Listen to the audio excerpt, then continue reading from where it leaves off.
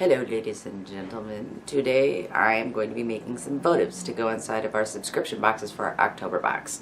Now these are, we went with tins to save our customers money on shipping because these are cheaper than glass.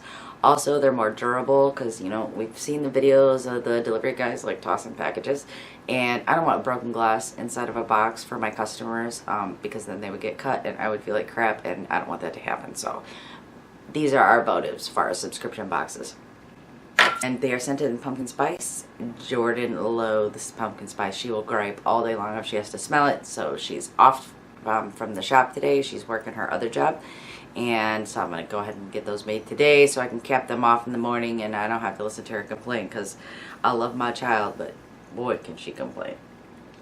Let's get making some candles. Okay, we have our soy wax melted down. And it's 147 degrees, which I like to add my fragrance oil in a little bit cooler than this, but we can go ahead and add the dye.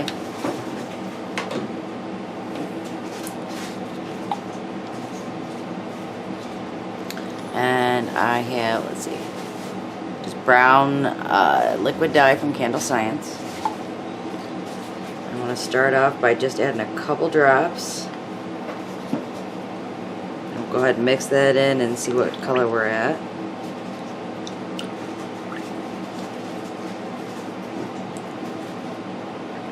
And the reason I like to add my fragrance oil in a bit cooler than this is because it takes a while for soy wax to actually cool down. So in the time that it takes for it to cool in the candle, you're actually getting burn off. Your fragrance oil is sitting there cooking, and that gives you less throw in the candle in its cold and burning state. So I'll grab a piece of paper, and this is just a scrap piece of paper. And I just put a little bit of wax on there. We'll let it cool, and that'll tell me how dark it is dry. Now you're gonna get some like oil bleed through there, but I can already see. Sorry, my camera works bad today. I can already see that it's real pale. It's not dark at all, so I want to add just a couple more drops of dye. 3 more drops. And this is 40 ounces of oil. I am doing 10% fragrance oil, which is the maximum recommended amount for the fragrance and for the wax. Because I want my candles to be fragrant, but I don't want to drown the wick. So that looks good and dark. Let's take a look and see where our temperature's at. We're at 140 degrees. So I'm going to continue to stir this for just a second, and then I'll add my fragrance oil. Now with this soy wax, they recommend that you pour very cold, kind of at a slushy consistency, which I really don't like. I'll be dirtying up more dishes, so I have a little bit more control. But I will go ahead and add the fragrance oil. I will stir this for a few minutes. And I'll actually use this fragrance oil container to pour into my little tins. But I will continue to stir this, and we'll come back when we're ready to pour. Okay, let's see where we're at here. We're just continuing to stir. I poured a little bit in the smaller container to start pouring my little votives here.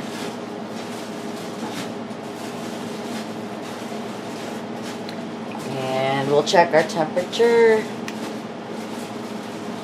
We're at about 124. Oops. About 124. So we're almost ready to pour, but this is why I don't like making candles. It is like watching grass grow. Okay, here we go. We'll start pouring.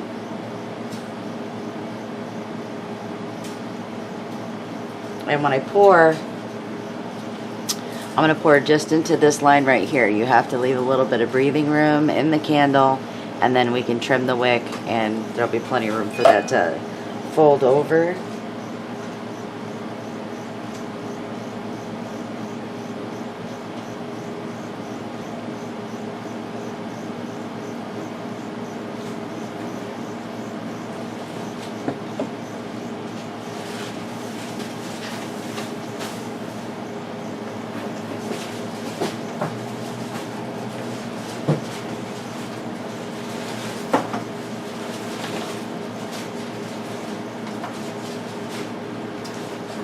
other thing that drives me bananas about candle making is the wicks. I mean, doing little votives, I'd have like 100 little wick clips.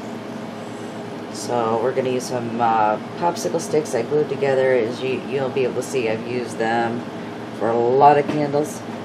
Jordan stopped by just in time to smell the pumpkin spice fragrance oil that she loves so much.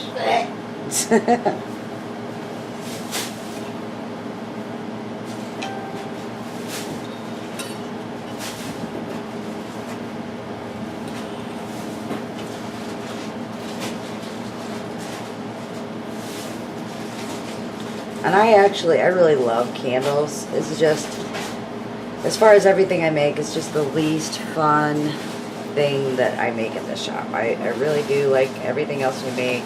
This is just, like I said, you have to, it takes forever to heat the soy wax up, then it takes forever for the soy wax to cool down, and there's a ton of stirring, and it's just, it's the least exciting.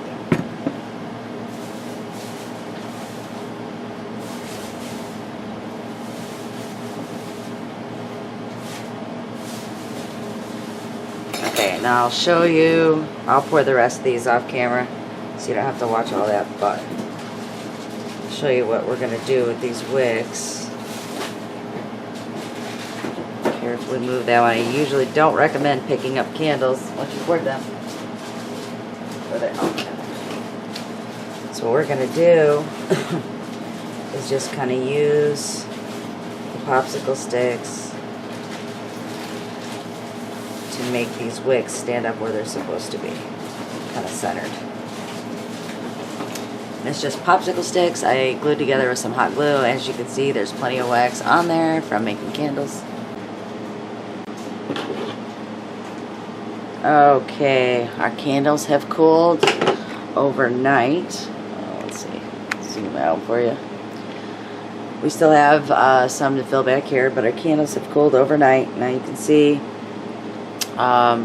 it was still a little warm when we poured them. This is why I don't like dealing with this, but this is really simple. We're just going to trim the wick off to the top. Wish I could find my good scissors. I don't know what happened to them. There we go. So the wick is trimmed, and then we take, oh yeah, I'm real organized for this video. We take our heat gun and plug it in over here.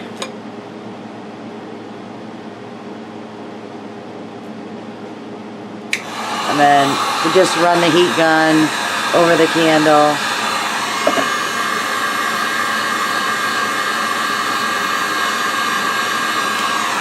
And that just melts it just a little bit.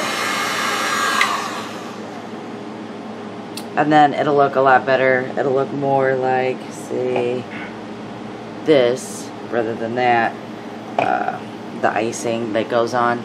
So I usually have to do this anyway. I didn't really have it happen this time, but sometimes you get a little tunneling right by your wick.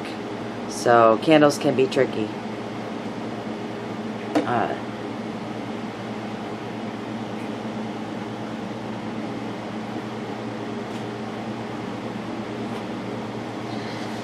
And after all those are done and cooled, we'll pop the lids on, label them, and that'll be all there is to it.